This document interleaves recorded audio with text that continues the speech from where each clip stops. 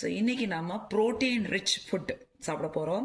So அதுக்காக நம்ம இன்றைக்கி இந்த வெள்ளை சுண்டலை நல்ல மாதிரி பாருங்கள், நல்லா இப்படி மசிக்கிற அளவுக்கு நல்லா வேக வச்சுக்கோங்க. நல்லா ஓவர் நைட் ஊற வச்சு நல்லா ஒரு 10 விசிலுக்கிட்ட கூட வேக வச்சுக்கோங்க. இதில் வந்து ரொம்ப ஹம்மஸ், இது வந்து hummus it's a middle eastern dish rich in protein. நல்ல ஒரு டிஷ். நம்ம வந்து ரோட்டியோ நானோ இல்லை வந்து இந்த குபூஸ்ன்னு சொல்லுவாங்களா அதை வச்சு சாப்பிடுவாங்க. ஸோ வந்து இதில் வந்து நம்ம இதில் தேவைப்படுற இன்க்ரீடியன்ஸ் ரொம்ப கம்மி. ஸோ இந்த வேக வச்ச அந்த சுண்டலில், வெள்ளை சுண்டலில் காபுலி சனா இல்லை கொஞ்சோண்டு பூண்டு, உரிச்ச பூண்டு, அப்புறம் லெமன் ஜூஸ், ஒரு லெமனுடைய ஜூஸ் போட போகிறோம்.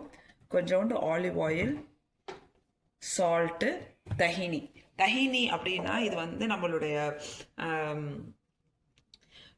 எள்ளை வந்து நல்லா நீங்களே வீட்டில் கூட செய்யலாம்.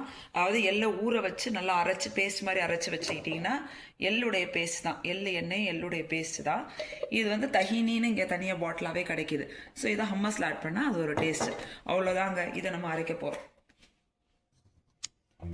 So lemon புழிஞ்சுக்கிறோம்.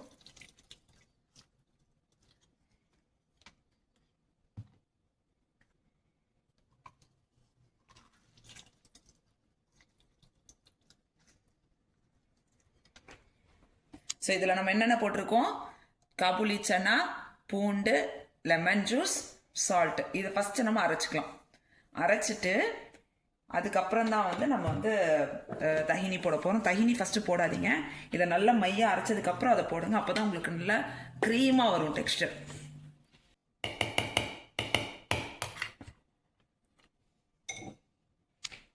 தஹினி அதாவது எள்ளுடைய பேஸ்ட்டு.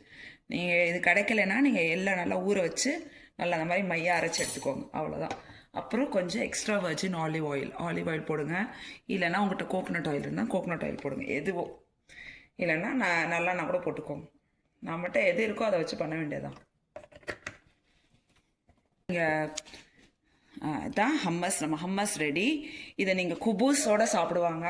இது நீங்கள் வந்து இந்த மாதிரி அரேபியன் ஷாப்ஸ்க்கெல்லாம் போனீங்கன்னா இது உங்களுக்கு அந்த வெள்ளை கலரில் ஒரு ரொட்டியோடு தருவாங்க பாருங்கள், அதுதான் இது.